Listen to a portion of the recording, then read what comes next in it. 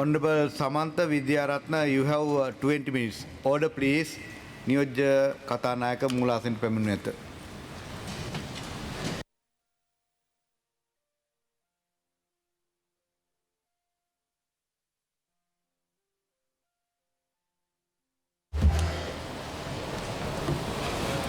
Honorable Samantha Vidyaratna, you may continue. නියෝජ්‍ය කතානායකතුමනි 2026 වසරට අදාළ අයවැය ලේඛනයේ සම්බන්ධයෙන් අපි මේ විවාද කරන මොහොතේ වැවිලි හා ප්‍රජා යටිතල පහසුකම් අමාත්‍යවරයා හැටියට මේ අයවැයේ මම ඊටාම සතුටු වෙන කොටසක් තියෙනවා. මම වගේම හිතනවා අපේ ආණ්ඩු පක්ෂය වගේම මේ රටේ සිංහල දෙමළ මුස්ලිම් බහුතරයක් ජනතාව ඉතා සතුටුවට පත් වෙන කාරණයක් තියෙනවා. මොකද මේ රටේ මලයගම් ප්‍රජාව ඇවිල්ලා වසර 200ක් පිරෙනවා. ඔවුන්ට තාම මේ රටේ මූලික අයිතිවාසිකම් ඇත්තම ගත්තොත් සැලකිය යුතු ප්‍රමාණයක් ලැබිලා නැහැ. ඔවුන් තාම ඉන්නේ කොම්පැනි වලට අයිති ලයින් කාමරවල ඉන්නේ. ඒ ලයින් කාමර කියන්නේ මේ ලොකු ඇත්තන්ගේ සමහර විට සතෙකුට තියෙන සැප සම්පත් තියෙන කාමරයක් නෙවෙයි. එඳ උට නිවසක අයිතියක් නැහැ. ඔවුන්ට ඉඩමක අයිතියක් නැහැ. එතකොට සමහරට එක ගෙදරකට වැසිකිළියක් නැහැ. පිරිසිදු පානීය ජලය නැහැ. ආන්නේ වගේ ප්‍රජාවකට අපිට පුළුවන් වුණා ඔවුන් පාරට බහින්න ඉඩ තියන්නේ නැතුව ඉතිහාසයේ ඔවුන්ගේ වැටුප වැඩි කරේ පාරට බහැලා අරගල කරලා කඳුළු ගෑස් කාලා ඔහොම තමයි වැඩි වුණේ. නමුත් මට ඒක වතුකම් කරුවෙක් අඬා කීවා hina වෙලා කතා කරලා කිව්වා මේ අපි හීනකින්වත් හිතුවේ නෑ අපිට මෙහෙම පඩියක් වැඩි වෙයි කියලා ඉතිහාසෙ අපිට හැමුනේ නෑ කිව්වා. ඉතින් ඔවුන් සතුටු වෙනවා වගේ මාත් සතුටු වෙනවා ගරු නියෝජ්‍ය කතානායකතුමනි මේ වතුකම් කරුවන්ගේ වැටුප රුපියල් අපි ගිය වසරේ කීවේ ප්‍රතිපත්ති ප්‍රකාශනයේ තිබුණේ රුපියල් 350කින් වැඩි කරනවා කියලා. නමුත් දැන් අපි ඒක රුපියල් 400කින් වැඩි කරලා තියෙනවා. සමාගම් විසින් 200ක් දෙනවා. අපි විසින් තව රුපියල් 200ක් රජයෙන් දානවා. ඒ අනුව 1750ක් දෙනවා. ඉතින් දවස් 25ක් වැඩ කරන සේවකයෙක් ආවොත් ඔවුන්ට රුපියල් 10000ක මාසික වැටුපක් වැඩි වෙනවා. දැන් මෙන්න මේකත් එක්කම අපිට හැබැයි පේනවා විපක්ෂයේ සමහර മന്ത്രിවරුන්ගෙන් මේකට දැන් විරෝධතා මතුවෙන්න පටන් අරන් තියෙනවා. දැන් යම් මතයක් හදන්න පටන් අරන් තියෙනවා. ඒක ටික පරිස්සමට ඒ කට්ටිය කරන අපි මේකට කැමති. නමුත් මේක කරන්න බෑ. මම ඊයේත් මාධ්‍ය දැක්කා, පෙරීදත් මාධ්‍ය දැක්කා සංවාද වලට යන മന്ത്രിවරු අහනවා රජයේ මුදල් කොහොමද සමාගම් වලට දෙන්නේ? මේක වැරදි. මේකට නීතියක් නැහැ. මේක දෙන්න පුළුවන් කමක් නැහැ. දැන් අපිට තොරතුරු වාර්තා වෙනවා මේ වගේ මතයක් හදලා ඒ කට්ටියගේ සමහර කණ්ඩායම් දාලා පුරවැසියෝ දාලා පොඩි අධිකරණයේ පැත්තට යන්න මේ රජයේ මුදල් සමාගම් වෙත දෙන්න හදනවා කියලා එකක් හදන්න මහන්සි ගන්නවා. කකුලෙන් අදිනවා මේ අහිංසක වතුකම් කරුවන්ට දෙන රුපියල් 200 දෙන තැන වළක්වන්න උත්සාහයක් ගන්න ස්වභාවයක් අපිට පෙන්눔 කරනවා. ඒකදී පාර්ලිමේන්තුවේ ඉතාව ඊයේ නාමල් මන්ත්‍රීතුමා කිව්වා මේ ඊට වැඩිය හොඳයි වතුකම් කරුවට දෙන්න නැතුව සමාගම් වලට දුන්නා නම් කියලා. ඔව් ඒ කට්ටිය සමාගම් වලට තමයි දුන්නේ. ඒ කට්ටිය හිතවත් බදු සහන දුන්නේ ඒ අයට. ඉතින් මේක අපටත් ඒ විදිහට යෝජනා කරමින් ඉන්නවා. ඉතින් මෙන්න මෙතන තියෙනවා කුමන්ත්‍රණකාරී තත්ත්වයක්. ඒක ගැන මම පැහැදිලි කරන්න ඕනකම තියෙනවා. මෙතන ගරු නියෝජ්‍ය කතානායකතුමනි රජයක් හැටියට මෙතන අයවැය ලේඛනයක් ඉදිරිපත් කළා මේක සම්මත වීමෙන් මේක පැත්තකින් නීතියක් බවට පත් වෙනවා. නීතිමය පැත්තේ බාධාවක් නැහැ. ඔය ආණ්ඩුත් මේ ආණ්ඩුත් ඇත්තම ගත්තොත් මේ රටේ කර්මාන්ත ව්‍යාපාර සහ කම්කරුවා ආරක්ෂා කරන්න යම් තීන්දුව අරගෙන තියෙනවා. ඉදිරියට අපි ගන්නවා. මේ රටේ සමහර ගෙවා ගන්න බැරි ණය ගෙවන්න බැරි වෙච්ච සමාගම් වල ණය බොල් ණය හැටියට කැපුවා රජයට එන්න ඕන තිබුණේවා. කැපුවා. දැන් අපි ගත්තොත් මේ නීතිය මෙයාලා කියන විදිහට මේක දෙන්න බෑ කියනවා නම් දැන් අපේ අමාත්‍යංශෙම අපි තේ වලට පොහොර දෙනවා. පොල් වලට පොහොර දෙනවා. එතකොට සමාගම් වලටත් පොහොර සාන ආධාර තේ පොහොර සාන ආධාර පොල් පොහොර සාන ආධාර ඉතිහාසෙත් ගියා දැනුත් යනවා. කර්මාන්ත වලට උදව් කරනවා. එතකොට දැන් මේ කට්ටිය මේ මහන්සි ගන්නේ දැන් මේ තර්කෙම ආවොත් දැන් මේ අයවැය ලේඛනේ තව එකක් තියෙනවා.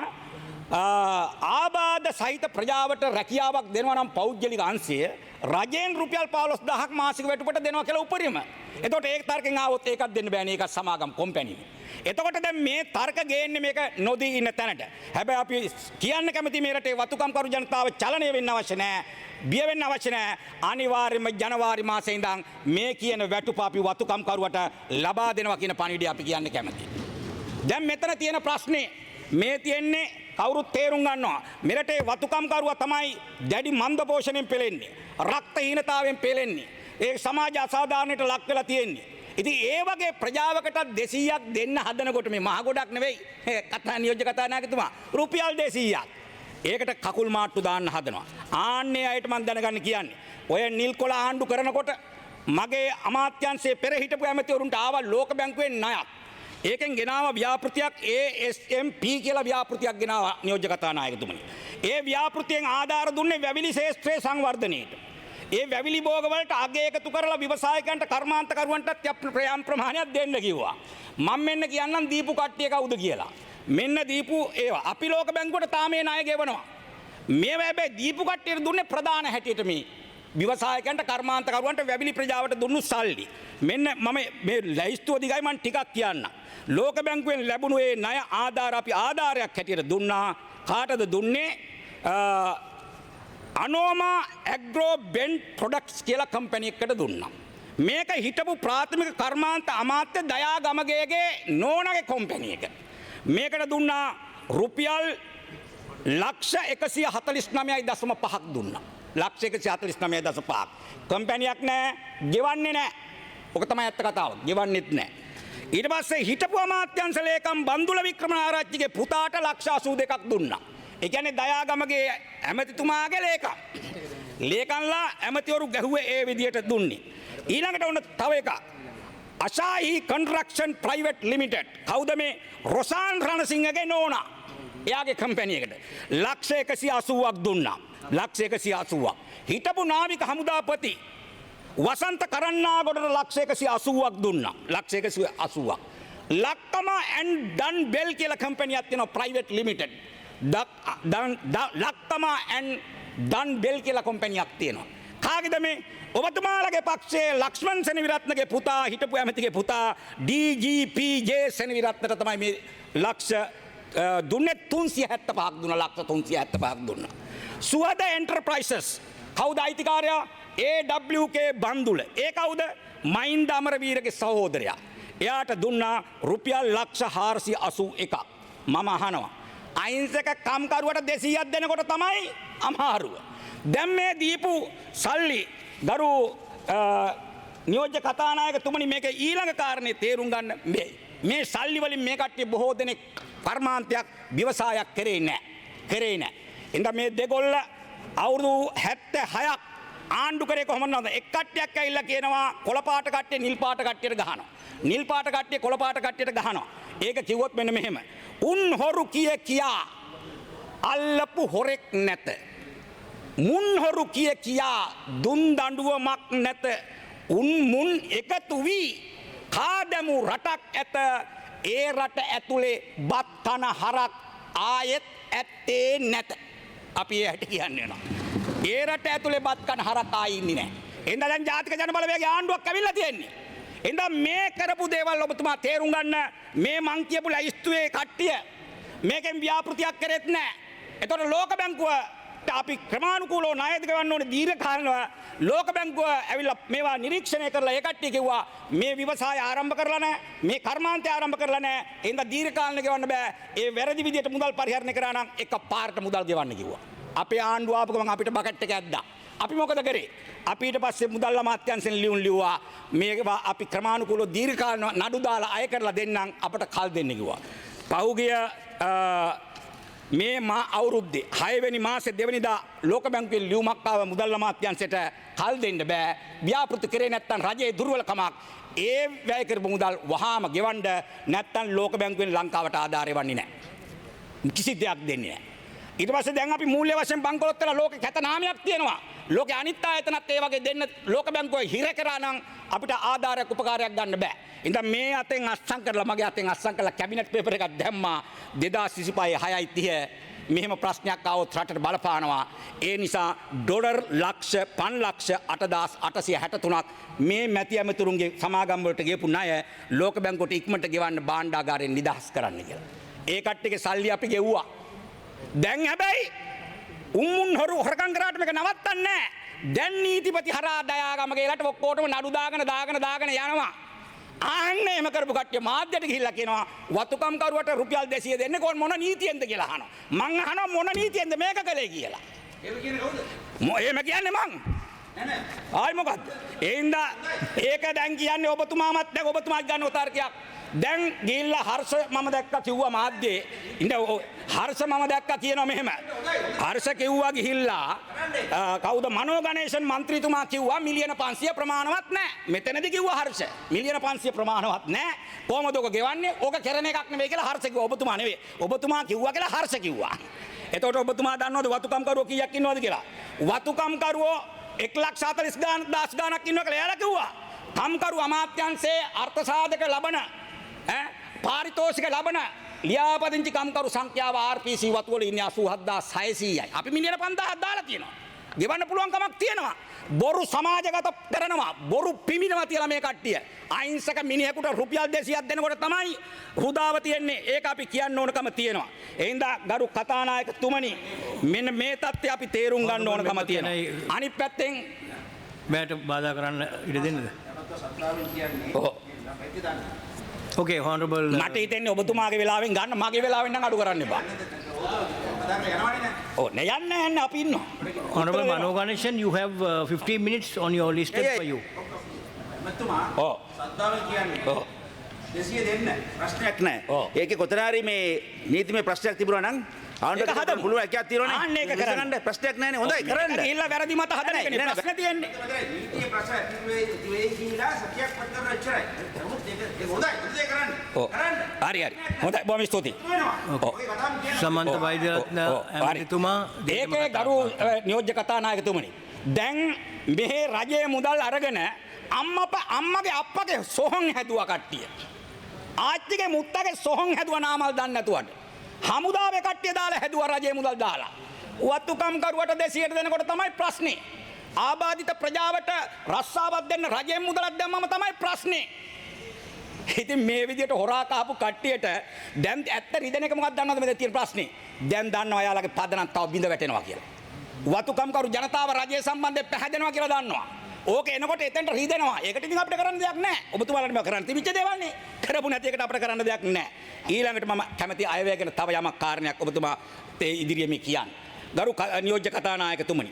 අනිත් පැත්තේ මේ අයවැය ලේඛනය ගත්තම ඇත්තම ගත්තොත් මේ පූර්ණ අයවැය ලේඛනයක් ජාතික ජනබලවේගය ඉදිරිපත් කරපු පළවෙනි වතාව. ගිය අවුරුද්දේ පූර්ණ නෑ ඇත්තටම. අපි අතුරු සම්මත ගිණුමකින් මාස 4ක් ගියා. ඊට පස්සේ අපි මාර්තු වල තමයි ගිය අවුරුද්දේ අයවැය ලේඛනය සම්මත කරගත්තේ. ඒක ඇත්තටම අඩයක්, කොටයක්, භාගයක්, කාලක් වගේ කෑලි තිබුණියෝ. හැබැයි පූර්ණ අයවැය ලේඛනයක් අරගෙන අවිල්ලා තියෙන්නේ දැන්. එතකොට දැන් මේ අයවැය ලේඛනය ගේනකොට අපි එකක් මතක තියාගන්න ඕනේ. අපි මේ ගේන්නේ 80 වෙනි අයවැය ලේඛනයේ ලංකා ඉතිහාසයේ. එතකොට 78ක් හදලා තියෙන්නේ අර පැත්තේ කට්ටිය. එතකොට අපි දැන් මේ දෙවෙනි අයවැය ලේඛනය ගේන්නේ 78ක් අයවැය ලේඛන හරියට හැදුනා නම් ওই වගේ මේ රටේ මේ සමාජ ප්‍රශ්න ගොඩක් තියෙන්න පුළුවන්. වතුකම් කරුවෝ ඔච්චර දුක් විඳින්න පුළුවන්ද? ගයක් නැතුව ඉන්න පුළුවන්ද? ඈ ඊට පස්සේ ආබාධිත ප්‍රජාවට ඔහම වෙන්න පුළුවන්ද? එහෙම වෙන්න බෑනේ. 78ක තිබුණු දෝෂ ලිහෙනවා අපි මේ කරන්නේ. එදා ඒක තේරුම් ගන්න ඕනකම තියෙනවා.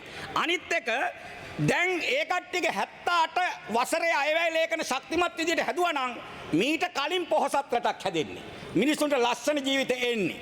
දැන් ඔබතුමාලා කියනවා නම් පූර්ණ නොවුණු අයවැය ලේඛනයකිනුත් භාණ්ඩාගාරයේ පිරිතිරි යනවා කියලා මම මේ රටේ ජනතාවට මේ කියන්නේ මේ ඇත්තන්ට කියනව නෙවෙයි. මේ අවුරුදු 5 යනකොට අපි මේ භාණ්ඩාගාර තව පිරිතිරි යනවා විතරක් නෙවෙයි මේවා පුරෝගන තියන්නේ නැහැ. මේවා බෙදනවා. දැන් ওই 200 බෙදනවා, ආබාධිත ප්‍රජාවට බෙදනවා, දරුවන්ට බෙදනවා, මේ බෙදනවා. එහෙනම් මේක අපි තේරුම් ගන්න ඕනේ ගරු නියෝජ්‍ය කතානායකතුමනි. එයාලා අයවැය හැදුවේ අපි හදන පරිසරයකට නෙවෙයි. එයාලා රට බාර ගන්න ඉතිහාසයේ බාරගත්ත මොහොතවල වල ආර්ථිකය මේ විදිහට බිඳ වැටිලා තිබුණේ නැහැ. නිදාස වෙන ලබන කොටත් අයවැය ලේඛන නිදාස අරගෙන අයවැය ලේඛන හදන කොටත් බ්‍රිතාන්‍යයේ රන් පවුන් තිබුණා භාණ්ඩාගාරේ. ණය වෙලා වැටිලා තිබුණේ නැහැ. අපි බාරගත්තේ බොහොම බංකොලොත් රටක්. සුම්බුන් වෙච්ච රටක්, නටබුන් වෙච්ච රටක තමයි අනුර කුමාර දිසානායක ජනාධිපතිතුමා අයවැය හදන්නේ. ඉතින් මේවා විශේෂයි. අයවැය ලේඛනේ කියව ගන්න ක්‍රම තියෙනවා. එහෙනම් අපි හදන්නේ එහෙම තැනක. එහෙනම් දැන් මම කියන්න කැමතියි. දැන් ඔයාලා තේරුම් ගන්න ඕනේ අවුරුදු 76ක ගැඹුරු අමාරුකම් ප්‍රශ්න අපි දැන් එකින් එක විසඳගෙන යනවා. දැන් මේ කොළපාට නිල් පාට ආණ්ඩු කෙරුවාවේ. දැන් ඒ කට්ටිය තියෙන සමාජයේ මෙහෙම නම් හදාගෙන. අපි තමයි අහවල් එක කරේ. අපි තමයි අහවල් පාර හැදුවේ. අපි තමයි අහවල් ජොබ් දුන්නේ. ඔක්කොම තියෙනවා. හැබැයි මම කැමති කියන්නේ වසර 76ක ඉතුරු කරපු කොට තියෙන්නේ භාග තියෙන්නේ. මේ අය වෙයි ලේඛනෙන් ගොඩක් විසඳලා දෙනවා. ගරු නියෝජ්‍ය කතානායකතුමනි. දැන් ගත්තොත් මේ අය වෙයි ලේඛනේ ජනාධිපතිතුමා පෙන්නවා මේ රටේ කම්කරු ජනතාවට ගෙවිය යුතු මුදල් මේ පාලකෝ ගෙවන්න නැතුව බිලියන් ගාණක් ගොඩ ගැහිලා තියෙනවා අර්ථ සාධක දීලා නැහැ. සේවක බාරකාර අරමුදලට සල්ලි දාලා නැහැ. පාරිතෝෂික දීමනා දීලා නැහැ. මොනවද දීපු නැති රාජ්‍ය ආයතන සීනි සංස්ථාව දීලා නැහැ. අපේ JDB එක වැවිලි සමාගම් දීලා නැහැ. රාජ්‍ය වැවිලි සංස්ථාව දීලා නැහැ. රූපවාහිනී සංස්ථාව ගෙවලා නැහැ. ගුවන් විදුලිය ගෙවලා නැහැ. දීවර සංස්ථාවේ ගෙවලා නැහැ. දැන් මෙන්න මේවා ඔයාලා ඉතුරු කරපුවා. අයවැය ලේඛන හදනකොට මිනිස්සුන්ගේ ඒවා දෙන්න එපා. ඔයාලා බෙදා ගන්න එක පැත්තක දාලා. මිනිස්සුන්ට බෙදනකොට තමයි අමාරුව. හැබැයි ඒ කට්ටිය නීති හදලා නීති විරෝධී වැඩ කරා. ගරු නියෝජ්‍ය කතානායකතුමනි. විශ්‍රාම යනකොට අප්පලාට අම්මලාට බංගලා හදාගෙන තිබ්බ අතට පයට සේවක හොදාලා සැප සම්පත් හදාගෙන තිබුණා. අපි ජනතාවට පොරොන්දු නෙවා අහෝසි කරනවා කියලා. ඒවක් කළා. කරලා දැන් ජනතාවට ඒවා බෙදනවා. භාණ්ඩාගාරේ පුරවන් ඉන්නේ නැහැ. ඒ හින්දා මේ රටේ ජනාධිපති කෙනෙක් ආදර්ශයක් දුන්නා. තමන් පළවෙනියෙන් අත්හැරලා තමන්ට වෙන් වෙච්ච නීතියෙන් වෙන් කරපු සැප සම්පත් අත්හැරලා ඇමති මණ්ඩලයක් පෙන්නවා. පාර්ලිමේන්තු මන්ත්‍රී කණ්ඩායම් පෙන්නවා. අත්හැරලා දැන් වෙනස් හන්දකින් බෙදනවා. ඉතිහාසය යාල කරේ අයවැය වලින් හොර රහස වැඩියෙන් එයාලා බෙදාගත්තා. ජනතාවට සුම්බුන් කටු ටික බෙදුවා. දැන් ජනතාවට බෙදෙනවා. එහෙනම් මේක ජනතාවාදී අයවැයක්. වාම ලක්ෂණ ප්‍රගතිශීලී ලක්ෂණ සහිත අයවැයක්. ඉතින් වමේම අයවැයක් කියලා මේක කියන්න බෑ. නමුත් ලක්ෂණ තියෙනවා. එහෙනම් දැන් මෙන්න මේ රාජ්‍ය ආයතන 10ක සේවක අර්ථ සාධක සේවක බාරකාර පාරිතෝෂික අවුරුදු ගාණක් නොදීපුවා ගොඩ ගැහිලා තියෙනවා මිලියන 11000ක්. මේ මිලියන 11000න් මේ අය වෙන් 5000ක් වෙන් කරා. 5000ක් වෙන් කරා. එයාලා නොකරපුවා එයාලා ඉතුරු කරපුවා අපි කරනවා. හැබැයි නම එයාලගේ අවුල් හැදුවා අපි අවුල් ලියනවා. නම එයාලගේ. සේවකෝ ඒ කට්ටිය දේශපාලන උවමනාවට බඳව ගත්තා. එයාලා නම් ආණ්ඩුවම අනික් කට්ටිය බඳව ගත්ත කට්ටිය සමහරු එළියට දැම්මා. අපි එළියට දැම්මේ නැහැ කවුරුත්. 99800ක් ඉන්නවා ස්ථිර නැතුව ගරු නියෝජ්‍ය මේ කතානායකතුමනි. බහුකාර්ය කියලා ලක්ෂයක් ගත්තා. එක්කෙනෙක් එළියට දැම්මේ නැහැ. මේ 9800ම මේ සැරේ ස්ථිර කරන්න මුදල් දැම්මා. එයාලගේ කෑල්ල අපි සම්පූර්ණ කරනවා. ජ්‍යෙෂ්ඨ පුරවැසියන්ට 115ක පොලියට බැංකුවෙන් ආධාර දුන්නා. 115ක් දුන්නා පොලිය. හැබැයි දුන්නට මිනිස්සුන්ට බැංකුවට ගෙව්වේ නැහැ. ගෙවපු නැති මුදල කීයද? මිලියන 55000යි නියෝජ්‍ය කතානායකතුමනි මිලියන 55000ක් මේ කට්ටිය ගෙව්වේ නැහැ. අපි මේ 2025 ඒකෙන් 10000ක් ගෙව්වා මිලියන. මේ අවුරුද්ද ඉතුරු ඔක්කොම ගෙවන්න අපි සල්ලි දැම්මා. එයාලා විශ්‍රාමිකයන්ගේ නමක් අරන් තියනවා වැඩි පොලියක් දුන්නා කියලා. නමුත් රටේ මුදල් ඒ විදිහට පරිහරණය කරා. අපි ඒක බේරලා දෙනවා. දඹුල්ලේ සීතාගාරයක් හැදුවා. එළවලු දාන්න බෑ. බීලුණු හරි මොනා හරි දාන්න බෑ. කොටයක් තිව්වා. අපි ඒකට මේ සැරේ මිලියන 250ක් දැම්මා. මිල්කෝ එකේ බඩල්ගම කර්මාන්තශාලාවක් හැදුවා. කිරි කර්මාන්තශාලාවක්. අතෑර දැම්මා කැලෑවෙන්න ඇරියා. අපි ඇවිල්ලා ඔයාලගේ නම අපි හැබැයි ඒක අතාරින්නේ නැහැ. අපි මේ සැරේ මිලියන 3000ක් දානවා. මිලියන 3000ක්. ඔබ අවුල් හදනවා අපි අවුල් ලියනවා. ඔබ ජනතාව පීඩාවටපත් කරනවා අපි ජනතාව පීඩාවෙන් ටිකෙන් ටික මුදව ගන්නවා. ඒකයි වෙනස කියලා මං කියන්න කැමතියි. මේ අයවැය නියෝජ්‍ය කතානායකතුමනි අලුතෙන් බදු නැහැ. අලුත් බදු ගැහුවේ නැහනේ. බදු වැඩි කරෙත් නැහනේ. අලුත් බදු වර්ග හැදුවෙත් නැහැ. බදු වැඩි කරෙත් නැහැ. බදු අය කරගන්න නිවැරදි ක්‍රමවේදයක් නම් හැදුවා. ගරු නියෝජ්‍ය කතානායකතුමනි. ක්‍රමවේදයක් හැදුවා. ගරු ඇමතිතුමා විනාඩි 2ක කාලයක්. හොඳයි බොහොම ස්තුතියි. මේ ක්‍රමවේදයක් හැදුවා. ඒකදී දැන් ඔබතුමාලම කියනවා භාණ්ඩාගාරයේ පිරී යනවා කියලා. ඉතින් මේ තිබුණු ඔබතුමාලා ගාපු බදුනේ. ඔබතුමාලත් නිසි ක්‍රමවේදයට කරා නම් ওই භාණ්ඩාගාර පිරී යන්න ඕනේ අද නෙවෙයි. ඒවා පිරීලා ඉතිරිලා ගියා යාළගේ ගෙවල් වලට. ඒවා තියෙනවා ඒ තැන්වල නාමල්ලගේ රාජපක්ෂලගේ වික්‍රමසිංහලගේ ඒ ගෙවල් වල පිරුණා. මේ සැරේ අපි ඔය එකතු කරලා ජනතාවට බෙදනවා. වෙනස. දරු නියෝජ්‍ය කතානායකතුමනි. එයින්ද දැන් මේ බෙදනේ වගේ මොකක්ද වෙන්නේ ආර්ථිකේ?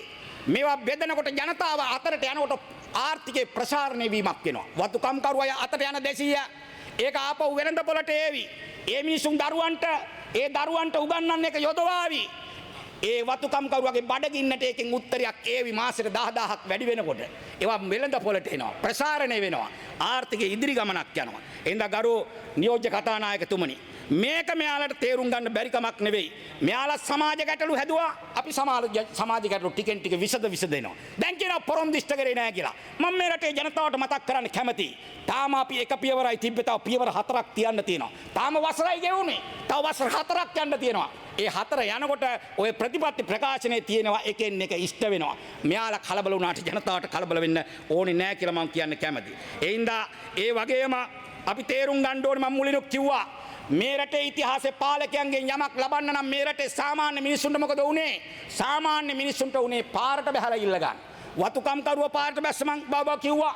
ඒ වගේ මේ රටේ විශ්වවිද්‍යාල ශිෂ්‍යෝ පාරට බහලා තමයි මහ පොළ ඩිංගක් වැඩි කරගත්තේ. මහ පොළ ඔයාලා අතාරිනකොට ඔය ආණ්ඩුව අපි බාර ගන්නකොට තිබුණේ රුපියල් 5000යි. ඒක 100%කින් වැඩි කරලා එක 10000 කරා මේ සැරේ. ශිෂ්‍යෝ පාරට බැස්සේ නැහැ. පාරවල් වැහුනේ නැහැ. කවුරුත් අපහසුතාවටපත් උනේ නැහැ. ඔවුන් හිතුවෙත් නැහැ එහෙම වැඩි කරයි කියලා. එහෙම හිතන නායකයෙක් ඉන්නවා ප්‍රශ්න තේරෙන නායකයෙක් ඉන්නවා හදගැස්ම දැනෙන නායකයෙක් ඉන්නවා වතුකම්කරුවා ගැන බලනවා ශිෂ්‍යයා ගැන බලනවා ආබාධිත ප්‍රජාව ගැන බලනවා ඒ විතරක් නෙවෙයි අන්තිමට සත්තු ගැනත් හිතලා බලලා තීන්දුව ගන්නවා ඉතින් සමහරු සත්තු වගේ හැසිරෙනවා ඉතින් අපි මොකෝ කරන්නේ Honorable Minister, your time is up. හොඳයි ගරු නියෝජ්‍ය කතානායකතුමනි මම සභානායකතුමාගෙනුත් ආණ්ඩු පක්ෂ සංවිධායකතුමාගෙනුත් තව පොඩි වෙලාවක් ඉල්ලුවාද පොඩි වෙලාවක් වැඩියෙන් තින් ඉඳක් ගන්න කියලා කිව්වා ඒක ලබා දෙන්න කියලා ඉල්ලනවා ඊළඟට අපි කැමති අයවැයක් දැන් මේ අයවැය ලේඛනයකින් අයවැය ලේඛනයක් පුරෝකථනය කරගන්න මැනගන්න ක්‍රම කීපයක් තියෙනවා දැන් ඒක සමාජයේ මනින්න ඕනේ ඔබතුමාලා මනින්න ඕනේ දැන් මේ අයවැය ලේඛනේ හරියට මැන්නොත් මට හිතෙනවා මෙහෙම මේ රජයේ ආර්ථික දිශානතිය බලා ගන්න පුළුවන් මේකේ මේ අවුරුද්දේ ආර්ථිකය කොහාටද ගෙනියන්නේ කියලා බලා ගන්න පුළුවන් ඒ වගේම පාලකයන්ගේ අරමුණු තේරුම් ගන්න පුළුවන් මෙයාලගේ අරමුණු තේරුම් ගන්න පුළුවන් එයාලා දක්වන අදහස් වලින් අපේ අරමුණු තේරුම් ගන්න පුළුවන් අපි හදපු අයවැය ලේඛනේ එහෙනම් තේරුම් ගන්න ඕනේ ගරු නියෝජ්‍ය කතානායකතුමනි මේ වගේ මම පැහැදිලි කරන්න කැමතියි අපි බලාපොරොත්තු වෙන මේ රටේ පොහොසත් රටක් හදන්න නම් රජයට පමණක් මේ සියල්ල කරන්න බෑ රජය ශක්තිමත් කරනවා දැන් වාහන ගේන එකටත් ලොකු දෝෂාරෝපණයි ඒ ගේන්නේ අර ඉතිහාස වගේ සුඛෝපභෝගී වාහන ගෙනල්ලා බෙදා හැරගෙන පාලකව සුඛ විහරණයට යන්නේ නෙවෙයි. ඒවා ගේන්නේ වැඩිපුර ප්‍රමාණයක් මේ රටේ රාජ්‍ය අංශය ශක්තිමත් කරලා අපි මේ යොදන මුදල ඵලදායී ලෙස ප්‍රතිඵලයක් ලබා ගන්න පැත්තට කාර්යක්ෂම කරගන්න අවශ්‍යතාවයට යොදන එකක්. එහෙනම් මගේ අමාත්‍යාංශ උනත් තියෙනවා මග කැඩි කැඩි යන වාහන. ලේකම්තුමා ළඟදී ගිහිල්ලා අම්පාරේ මහනුවර වාහනේ මග හිට්ටා. එහෙම වාහන තියෙන්නේ. ඉතින් ඒ වාහන අලුත් ඒවා දෙන්න ඕනි. නිලධාරීන්ගේ ඒවා ප්‍රශ්න නිරාකරණය කරන්නේ අපි ලොකු ඉලක්කයක් තියාගෙන 105ක ආර්ථික වර්ධන වේගයක් බලාපොරොත්තු. ඔබ කාටත් පේනවා මේ අයවැය දිශානතිය බලනකොට ආර්ථිකය ප්‍රසාරණය කරගන්න ආයෝජකයෝ කැඳව ගන්න අදාළ මේකේ ක්‍රම යෝජනා වෙලා තියෙනවා. ඔය කට්ටිය හදපු අඩකොට අයින් කරලා මේ වාහනේ මේ ආර්ථිකය ඉස්සරහට යන පාරවල් නිර්මාණය කරලා තියෙනවා. දැන් අපි නියෝජ්‍ය කතානායකතුමනි අපි තනි කවුළු සංකල්පයට ඇවිල්ලා ආයෝජකයෝ එනවනම් BOI එකට ආයෝජන මණ්ඩලයට 4 පොලේ 7 පොලේ 10 පොලේ ගිහිල්ලා ලේඛන අස්සංකර කර පගාදිදී යන්න තිබුණු ක්‍රමේ අයින් කරලා තනි කවුළුවකට ඇවිල්ලා තමන්ගේ ව්‍යාපෘති ඔක්කොම කරගෙන යන පාරක් හදලා තියෙනවා. එතකොට ඒ කවුළු හරහා ආයෝජකයෝ එයි. ඊළඟට මූල්‍ය පහසුකම් ලබා දෙන්න සුළු හා මධ්‍යම පරිමාණ ව්‍යාපාරිකයන්ට මූල්‍ය පහසුකම් දෙන්න තීන්දුව කළා තියෙනවා. ඒ මොකටද තීන්දුව කළා තියෙන්නේ? අර ඒ කට්ටිය අර මම ඉස්සලා කිව්ව જાතිය මූල්‍ය පහසුකම් දෙන්නේ නැහැ. මේ දෙන්නේ ඇත්ත කර්මාන්තකරුවට, ඇත්ත ව්‍යවසායකයට, ඇත්ත සුළු කර්මාන්තකරුවට දෙනවා. එතකොට ආර්ථිකය ප්‍රසාරණය වෙනවා. එතකොට ගරු නියෝජ්‍ය කතානායකතුමනි, ඌන උපයෝගිත ඉඩම් ආයෝජකයන්ට දෙන්න තීන්දුව ගත්තා. දැන් මගේ අමාත්‍යාංශය අක්කර 4500ක් පත්‍ර දැන්නින් දාලා ප්‍රසිද්ධිය ඉල්ලන්න දුන්නා කැමති ආයෝජකයෙකුට. ඉස්සර දුන්නේ අර බෙදපු ක්‍රමයට. දැන් එහෙම බෙදිලි නෑ. දැන් විනිවිද පේන විදියට ඉල්ලන්න දෙනවා. තව අක්කර 7500ක් පමණ තව මාසයක් යනකොට අපි දානවා ප්‍රසිද්ධ කරනවා ඉල්ලන කෙනෙක් ඉල්ලන්න. අතහැරපු බංගලා, අතහැරපු ෆැක්ටරි ඔක්කොම දානවා. මේ ඔක්කොම දානකොට ආයෝජකයෝ එන්න පටන් ගන්නවා. ඩොලර් එන්න පටන් ගන්නවා. රැකී ආරක්ෂා බිහි වෙන්න පටන් ගන්නවා. මේක මෙතන ඉන්න ගොඩාක් අයට තේරෙනවා. එතකොට රිදෙනවා. එතකොට බය හිතෙනවා. එතකොට නම් දොඩවනවා. එතකොට ආඩපාලි කියනවා. මෙතන ඔක්කොම ඇවිල්ලා විෂ බීජ ටික වපුරන්න බලනවා. එහෙම කටයුතු කරමින් යන්නේ. ඇයි අපි ඩිජිටල් ක්‍රමයට මේ රට ගෙනියන්න හදන්නේ? ඩිජිටල් ක්‍රමයට යනකොට පහසුකම් වැඩි වෙනවා. තාක්ෂණය එනවා. දැන් ජනාධිපතිතුමා කිව්වා කෘත්‍රිම බුද්ධිය මේ රටේ කර්මාන්ත වලට ව්‍යාපාර වලට යොදව ගන්න ඕන කියලා.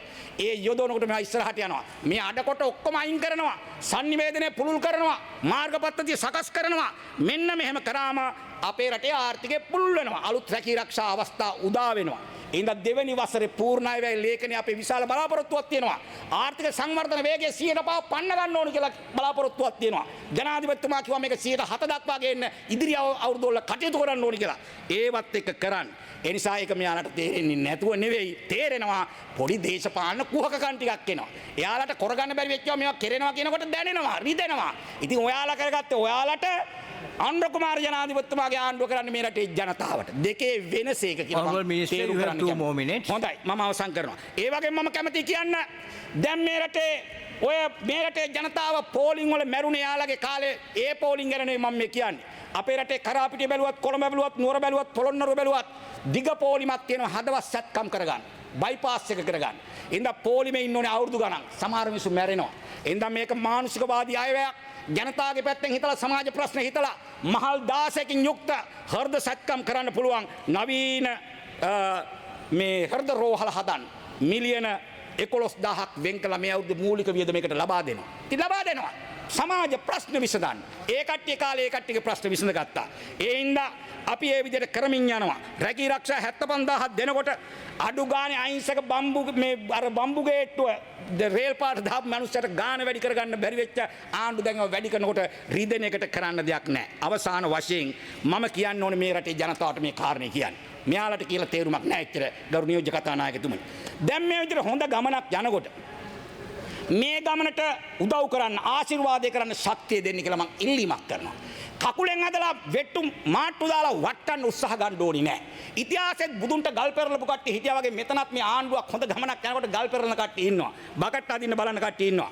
එහෙම වෙන්නේ හේතුව දූෂණයට විරුද්ධව නීතිය ක්‍රියාත්මක වෙනවා. විෂ මද්‍රව්‍යයේ නීතිය ක්‍රියාත්මක කොට යාලා රිදෙනවා. යාලගේ පෝෂණය වෙන දේවල් නැති වෙනවා. ඒ වගේම පාතාලේ මඩිනකොට යාලගේ ශක්තිය නැති වෙනවා. එයාලගේ පැවැත්ම නැති වෙනවා. එහෙම වෙනවා. එහෙනම් ගරු නියෝජ්‍ය කතානායකතුමනි මෙහෙම තිබුණා මේ පුංචි කවියක තිබුණා. පෙලක් තැන්වල හොඳම දේවල් ළඟ තියෙද්දිත් මිස් වුණා.